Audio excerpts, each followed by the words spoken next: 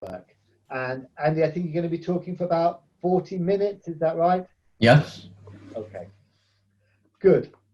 And we've been discussing our shared ideas about healthy cities, about big data, and about some of the new methods and ways we can understand, investigate, and work to improve population health in cities across the world, and how it links up to what we're doing in CEDAR and other initiatives in the unit. And I'm going to now try and, or Bridget, are you going to pass over to Andy, or Andy, can you directly share as it is? Yeah, for your slides. Okay, so If this works. All right, let me see if I can share my screen. I just wanted to mention that this presentation will be recorded, so hopefully we can share later. By the way, I'm Erica, just talking from the external seminar as a host. And we are not going to recording for the questions and answers, just in case it's for the open discussions. So just don't worry about like no recording. It's just only recording for the Andy's presentation. It's only. So thank you. Okay, thank you. Let me share the screen. Great, that's working. I'll mute myself now. Can you see it? Yeah, I can see that. Okay, so I'll just do the, okay. All right. So can everyone see this? Yes. Yeah, we're all muted. Okay, all right, you're muted. Okay, all right, so I'll start. Thank you so much. My name is Andy Hong, and thank you so much, James, for that kind of introduction. And thank you so much for inviting me to give a talk. I actually suggested that we cancel the seminar due to the coronavirus situation, but thankfully we have 24 people showing up. So I'm thankful for James for encouraging me to do this online. So here I am.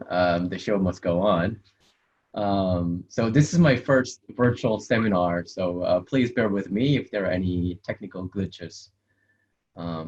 So what I would like to do today with my time is three things. First, I will spend some time talking about some of the problems that we're facing today in many cities. And then I'm going to talk about my research, which you can probably tell from my talk title, is focused on a human-centered approach to urban and transport planning. I'm going to explain to you what that means. And lastly, I'm going to spend some time in the end talking about my future research. And all of this broadly fits under the umbrella of the health impacts of transport, which is sort of my overarching research interest that I've been pursuing in my entire academic career. Okay, so, all right, so I'll jump straight into the big problem.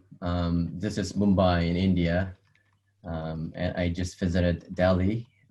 So this is very much common problems in most of the low and middle income countries. So the big challenges that many cities are facing today is the car. And don't get me wrong, I'm not an anti-car person. I've certainly driven a car in my life, and I think we all need cars sometimes. But I mean, we're having too many cars in our cities, and we're so reliant on our cars, causing a lot of problems. And not only just congestion, but other issues that I'm going to talk about later. So for the past 50 years or so, we've spent so much time and energy in building roads to make space for cars. But we all know by now that if you make more roads, you'll have more traffic. In urban and transport planning, where I have a background, there's a theory called induced demand, which refers to the idea that increasing roadway space, roadway capacity, will encourage more people to drive. So it's actually failing to improve congestion by building more roads. It's sort of the opposite. But if you build more roads, you're not going to solve the problem with congestion. It's actually going to create more congestion. And another problem with cars is that they take up so much space in our cities and suburbs. And you know, for 95% of the time, we're not using the car. It's just parked there and, you know, taking up a lot of space that can be used in a much better way. So this is a great illustration that shows how much space each mode of transport takes up in our street. I don't know if you can see the whole picture, but the first one shows the proportion of roadway spaces taken up by 50 pedestrians. And the next is the roadway space taken up by 50 cyclists. And the next is the 50 people on a bus. The last picture is the 50 people in 33 cars. So you can see that car is probably the most inefficient mode of transport when it comes to space, especially in cities. But, you know, we can imagine a different future. And this is the photo that I've taken in Vancouver, Canada, where I did my research previously. And if you build a city for people, you'll have more people walking, cycling, and taking transit. And just 10 years ago, it looked like almost impossible to think about the world without cars. But now, with the autonomous vehicle futures, with the new micromobility, things are slowly changing, and we're seeing a lot of cities building their way out of cars and converting roadway spaces to make use for more convenient way of living. And of course, in this unusual, time of crisis when we're all stuck in our little homes, and I'm sort of stuck in my own bedroom here. But the only viable way, I think, to get some of our sanity in the bag is to go out and cycle. And keep in mind that there's a slight possibility of aerosol transmission as well as surface transmission. So we should take extra careful caution when cycling or walking outside. But honestly, I don't think we have a lot of options other than cycling or walking to maintain both our physical and mental well-being in this time of crisis. Obviously, the coronavirus situation will have some lasting impact on how we design and build our cities, probably in the foreseeable future. And that's something I need to work on in the next few months. I was actually wanting to include some of the analysis here, but I'm sort of reserving it for my future talk. So welcome to join me later. And I think one of the ideas is to really shift our thinking about urban transport and really be flexible about how we accommodate our travel needs. For example, a few days ago, City of Bogota, as you see from this Twitter feed, just introduced extensive cycle lanes for busy commuters because, buses are getting filled up and overcrowded and becoming a breeding ground for coronavirus. So in time of crisis, I think, being flexible about our road infrastructure and prioritizing walking and cycling over vehicular traffic seems like an excellent idea, or seems like a best strategy to deal with the current situation. And kudos to James and Rachel for initiating this open letter calling on government to enable safe walking and cycling during the COVID pandemic situation. So I've got them on a Zoom. Yeah. Maybe that's why. Hi, could people mute, please? Okay. All right. So of course, we all need to take extra caution, like I said. But I think we need to allow people to walk and cycle to mitigate possible side effects of self-isolation and quarantine. And I think this will be a very important strategy from a public health point of view to maintain both our physical health and our mental well-being. And for the longer term, I think we need a bit more drastic measures to transform our cities so that we can focus on health and well-being of our citizens. And this is the picture of Cheonggyecheon in Seoul, Korea. This is where I'm from. And back in 2003, the city of Seoul decided to tear down this elevated urban highway and convert it into a river walk. And this used to be one of the most unpleasant places to visit in Seoul, Korea. But now, thanks to this project, it's now a thriving place.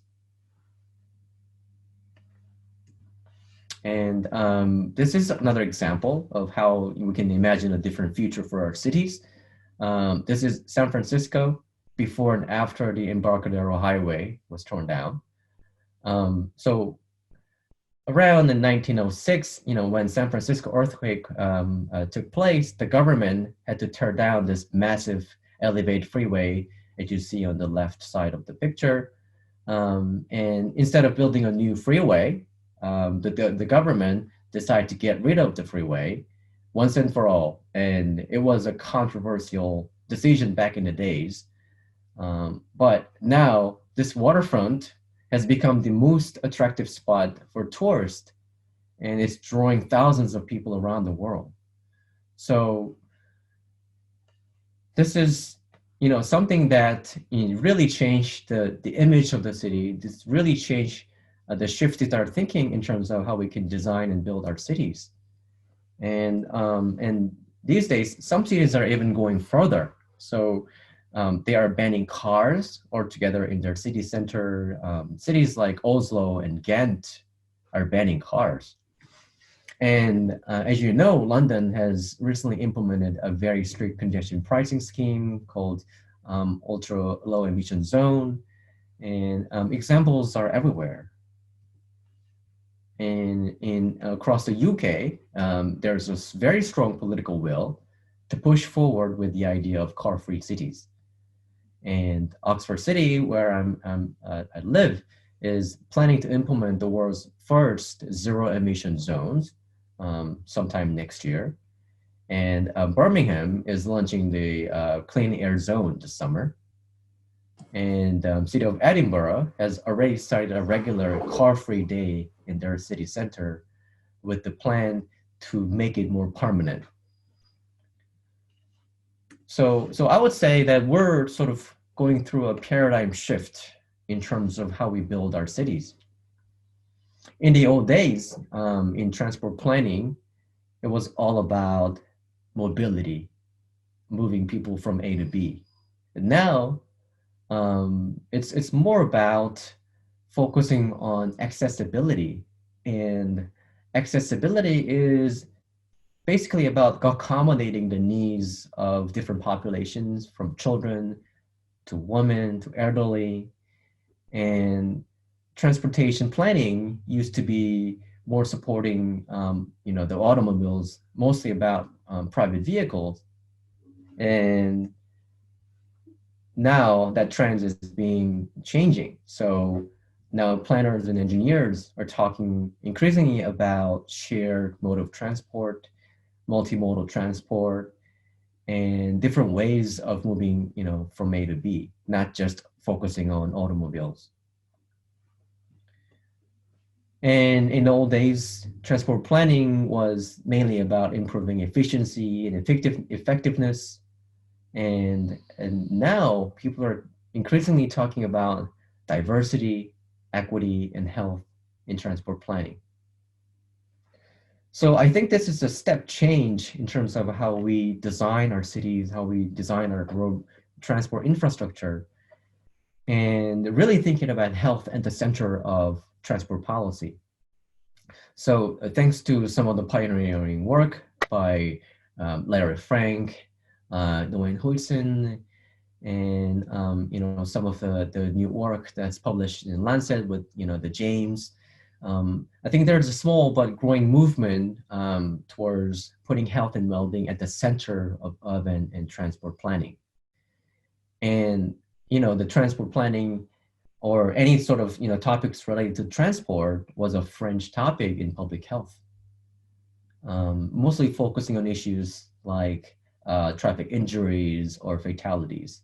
But now there's a lot more attention on more of a broad topics linking transport to health, including physical activity, mental health, and also air pollution, etc. So, so what are some of the key health challenges linked to transport? First is physical inactivity, as you all been working on as part of CEDAR and some of the excellent work by your colleagues. We all know that, you know, the lack of physical activity is a serious public health issue. In the UK, about 1 in 3 adults are not getting enough physical activity. And physical activity is not only important just because, you know, to just burn off your fat, but it's also important for regulating our gene expression. So this is the new territory of research that we're getting into with the epigenetics and sort of Expo sort of a research where, you know, the gene expression it sort of regulates how our, you know, the genetic traits and characteristics are being turned on and turned off. And in relation to environment interaction with how the environment is set up, you know, some of these genetic, you know, the traits may be expressed or not, depending on this sort of gene environment interaction. So this is new territory, the new area of research that we're getting into. And recent research showed that physical activity is critical for maintaining our health from this genetic and the physiological perspective. So it's not just a physical activity, you know, for exercise, but a physical activity for this sort of a gene expression pathways. Another problem linked to transportation is air pollution. As you know, cars emit toxic chemicals, particulate matters that are detrimental not only to our respiratory health, but also causing all other chronic health effects, especially particulate matter, less than 2.5 micrometers, are called the PM 2.5, and ultrafine particles that are less than 0.1 micrometers are particularly more important in understanding our health, transport and health pathways. In general, the smaller the size, the more dangerous it gets because it can sort of penetrate into our lungs and it can penetrate into our bloodstream, and it can, you know, disrupt our, you know, not only the lung systems, but also it can actually get into our brain, causing a lot of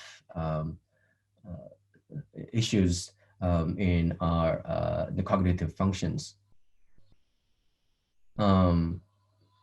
Traffic-related air pollution is responsible for 5 million deaths per year globally. And according to WHO, air pollution is the 4th leading cause of death. And it's a major risk factor for chronic diseases like stroke, heart disease, and respiratory disease like asthma. And as you all know, air pollution is a very serious problem in the UK, which affects thousands of people living in highly polluted urban areas. In a recent news report, almost 2,000 UK sites have dangerous levels of air pollution.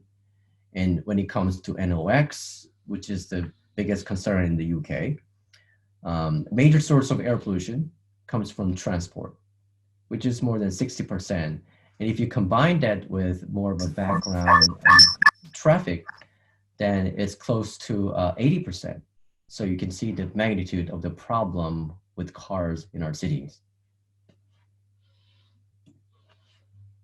So this is a more of a simplified framework that I developed with my colleagues in Canada. And this brings together that, you know, how you design the city determines how people get around and what kind of pathways there are toward health and well-being. So I'm focusing on two major pathways in this talk. And one pathway is this behavioral pathway, which links transport investment to physical activity, BMI, and ultimately to health outcomes.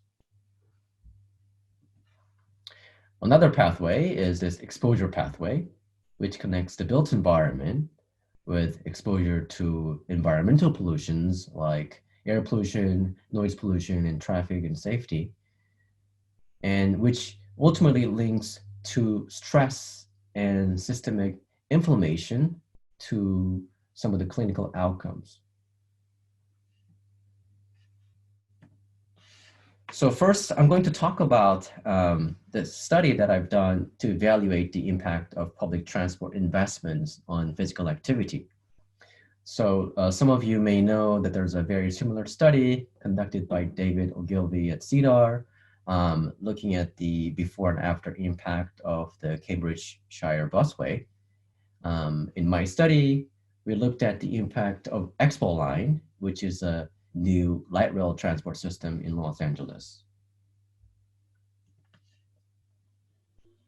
So you may think Los Angeles is a quintessential example of car-oriented city, but it's actually going through a bit of a transformation. So for the past 10 years, LA has built 6 new rail lines, one of which includes this Expo line connecting downtown Los Angeles to Santa Monica. So this is the, I don't know if you see this. So this is the downtown Los Angeles and all the way connecting to Santa Monica. And we looked at the first phase of the project, which connects downtown to Culver City, somewhere around here. And this new rail line, investments provided a very unique opportunity to conduct a natural experiment study to evaluate the light rail transit's impact. And we basically recruited people living close to the rail lines and assigned them as an experimental group. And for those who live farther away from the rail line was assigned as a control group, and we monitored their behaviors over time. So it's as a quasi-experimental research design, focusing on people's behavior over time, and before and after this new light rail intervention. And this is how the neighborhood looked like before and after the rail line. And before the rail line, the neighborhood looked very much like a typical American suburb with large residential housing and street malls. And after the rail line, the neighborhood went through a bit of a transformation. So it's got some new bike lanes, it's got some new landscaping design and pedestrian improvement. So you can see these changes before and after. So the data collection was a massive endeavor, as it is typical with this type of before and after study. We used multiple methods for data collection, and it triangulated different data sources to have a deeper understanding of how people changed behavior over time. So we conducted a travel survey. This is a 7-day travel survey measuring people's driving patterns, public transport use, and walking and cycling. We also used an accelerometer to measure people's physical activity levels. So some of you may be familiar with the accelerometer. We use the 3-axial accelerometer to measure different levels of physical activity. And lastly, we also use the GPS to capture people's locational information. So we did all this because we try to understand not only just physical activity, but also how people travel from A to B, what people do at that particular destinations, so and etc. So this is a very comprehensive way of understanding how people travel. This is the sociodemographic profile of our study area. As you can see, the age and gender profiles are similar to that of Los Angeles and California. But as you can see, this is a predominantly Black neighborhoods with 50% of the population being African-American population. And as you can see, this is a low income and low education neighborhood. So perhaps the findings of this study may not be generalizable to the wider population. But the transport agency was very interested in our study because they were very keen to understanding how low-income ethnic minority neighborhood would respond to public investments like light rail transit. So now let's move on to the results. So this is a very interesting result. We found that for those who previously drove a car and maintained very low levels of physical activity at baseline, by taking transit, by taking public transport, they increase their physical activity. So this is no brainer, and this is what we expected and quite consistent with previous studies. However, for those who previously walked and cycled and maintained high levels of physical activity, by taking transit, we found that they actually reduced their physical activity levels. So using this very granular data tracking people over time, we were able to uncover this differential impact of light rail transport.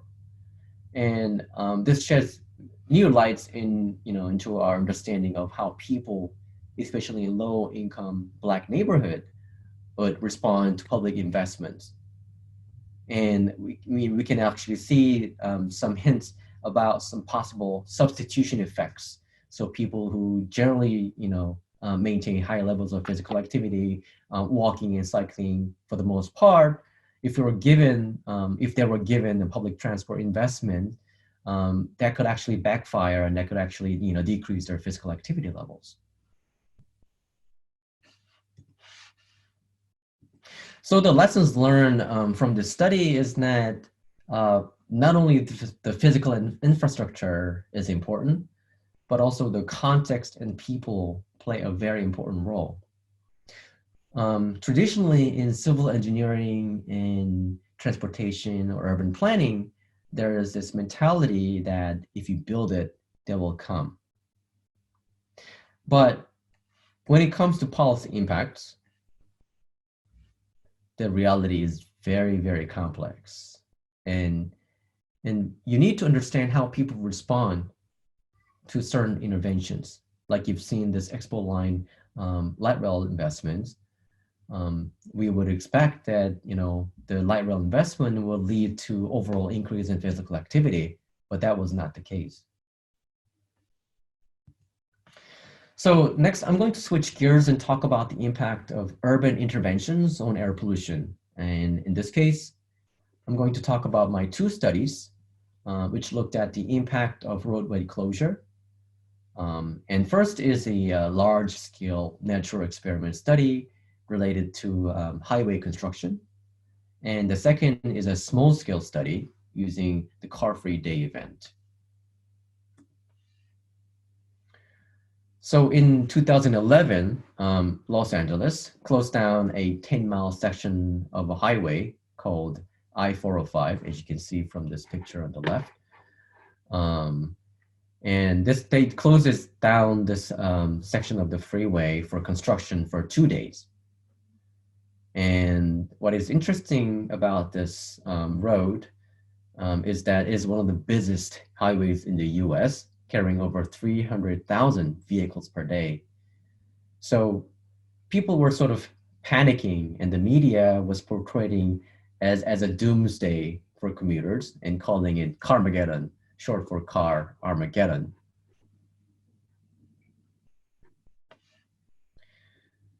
And this is how it looked like in typical days. And this, during the closure day, the highway looked pretty much empty. So you can see the magnitude of the impact. And to quantify the traffic and air pollution, I collected massive amounts of traffic data with over 500 gigabytes of daily traffic from California Department of Transportation. I also collected hourly air pollution data from 12 different regional monitoring stations across LA. And I also collected weather data controlled for confounders. And the results were as expected. During the closure, there was a massive reduction in traffic and air pollution. And regionally speaking, there was a 16% reduction in ozone concentration. And when you zoom in to the central location of the closure, you can see that the traffic reduced by about 46%. And then the ozone level on this particular spot showed a 30% reduction during the closure. So I was quite inspired by this result and wanted to look at the impact of more of a small scale intervention. So in this case, I looked at the impact of car-free days and investigated whether this local intervention could lead to a comparable reduction in air pollution. So the car-free day was originated in Bogota, Colombia, back in 1970s. They called it CicLAvia, where a section of a roadway is closed from traffic every weekend. So in Bogota, they're closing down this section of a roadway every weekend. And now this has become a global movement with over 1,000 cities around the world participating in this car-free day event every year. And there was a car-free day event in the UK last year, which I participated. And I believe there was a one car-free day event that just started in Cambridge last year. And in Los Angeles, there was also this car-free day event called CicLAvia. So this is sort of clever naming, not the CicLAvia, but CicLAvia. And I looked at one of the sites in Culver City during this car-free day. And as you can see, there were a lot of people participating in the event, a lot of volunteers involved in making this a successful event. But I was also curious to see how this small-scale intervention would lead to any significant reduction in air pollution. So for this project, I teamed up with environmental engineers to use their mobile monitoring platform, as you can see from these pictures on the left. And it housed very different air pollution monitors measuring PM10, PM2.5, NOx, ultrafine particles, black carbon. And we also built this backpack instrument to allow measurement on the local streets so that we can actually stream this the measurement in real time using this sort of IoT, Internet of Things sort of a setup. And the results was quite interesting. As you can see, the PM10 levels, PM2.5 levels, which is relatively larger particles, decreased during the closure, during the car-free day event, which is what we expected. However, ultrafine particles, which is a very fine particle that's more of an ambient concentration, actually increase during the event. So we were scratching our head to make sense of these results. Why this contrasting results in the same location? And thankfully, we also conducted a survey of participants to the car-free day event. And it turned out that the majority of the participants actually drove their cars to the event. So this defeats the purpose of car-free day, of course, but people were treating car-free days as any other festivals or mass gathering events. So this means that if you really want to make a behavioral change, we need to think about the whole journey from door to door, not just particular location or particular time. And we also need to think about a better communication strategy. So, what kind of communication strategies would work best for behavioral change? I think there could be two strategies.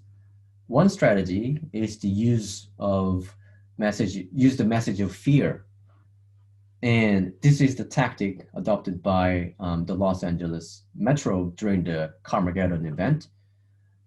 They basically scare people off from driving. And it seemed to work very effectively, but there's a caveat. So there's another similar construction happened in 2014, and the impact on reducing traffic and air pollution was less pronounced compared to the first closure. So we can see that there's clearly a crying wolf effect, where people are getting just tired of this negative message, and this sort of messaging is not going to be sustainable in the longer term. Another strategy is using the message of fun and empowerment. So this is a strategy adopted by the City of London for their Car-Free Day event. And this communication strategy may not be as effective as the previous one, but I believe the strategy focused on positive messaging and focused on empowerment is more powerful than the tactics that focused on fear. And it's possibly more sustainable in the longer term. And if you're really serious about leading this to a more of a long-term behavioral change, I think this is a better strategy. So obviously, I'm quite interested in linking policy to policy and linking research to policy and practice. And I was part of the panel on air pollution during the World Car-Free Day Summit in London last year, and share some of my research findings with the group to not only just focus on the Car-Free Day event, but focus on the whole day, door to door, and also expanding the concept of car-free, not just for one day, but for every weekends, just like what Bogota has been doing.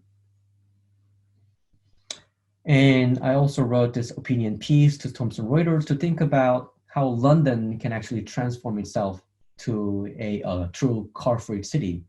And as I said, 10 years ago, this might not make sense to most people, but it's getting a lot of traction in policy world, where if you think about health and policy and health and well-being as a center of our transport policy, this could be a viable option. And as you can see, I'm very passionate about knowledge translation and community engagement. So I co-founded this organization called Healthy Cities Network 2 years ago, which focused on enabling knowledge sharing and capacity building with multiple stakeholders in and out of academia. So my research has been so far focused on understanding the mechanisms linking transport to health. And I published in various journals focusing on physical activity, air and noise pollution, social cohesion, and developed an integrated approach. And the overarching conclusion from this research is that, context matters. And we really need to understand what are the challenges and obstacles that people face and experience in their daily lives. And our policy will need to be flexible and be able to adapt to these realities that people face. So in my current research, I'm really focusing on trying to understand the needs and contexts of diverse communities to support in health and well-being in our cities. And this requires not only good quantitative research with lots of data and analytics, but it also requires a deep understanding of nuanced and contextualized issues through possibly, through mixed methods or qualitative data collection with interviews, focus groups, and, field observations.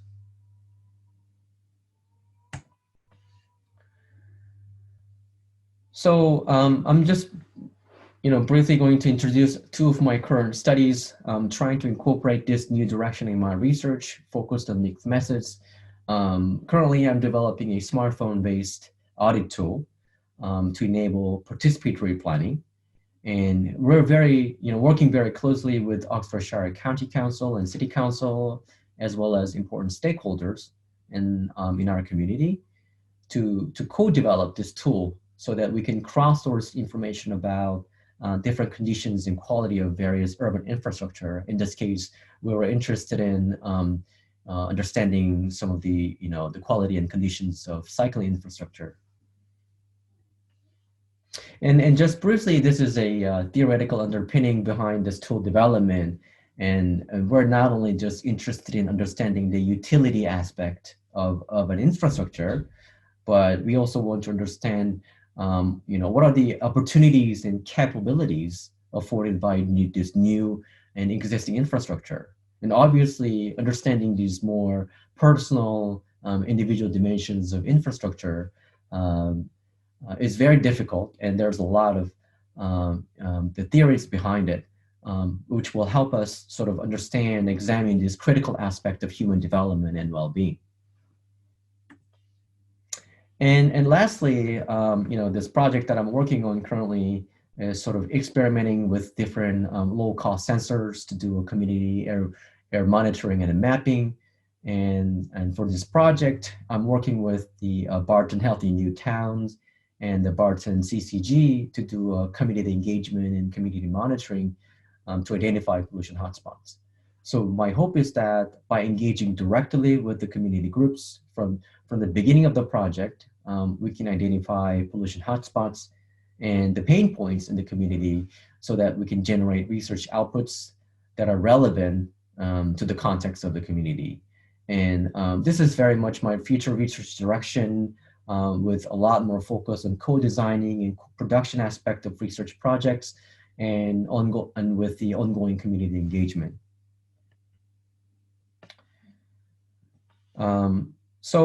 Before I end my presentation, I will leave you with this final quote.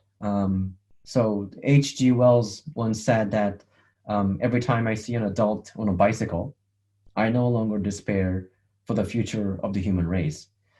So I don't think healthy cities are far away from us. And it's certainly not a technocratic solutions like autonomous vehicles. But I think we just need to reprioritize the things, on the things that will make us more active, healthy, and sustainable. And in this pandemic situation with the coronavirus, it really gives us an opportunity to think about health and well-being as a center of a lot of our policymaking. And I think this is the core goal of healthy cities, really thinking about human factors, really thinking about health and well-being of our the people, and really understanding how people really live in their lives. So I think, again, the healthy cities is not far from us. We just need to rethink how we design and how we build our cities. So I think that concludes my presentation. Thank you so much.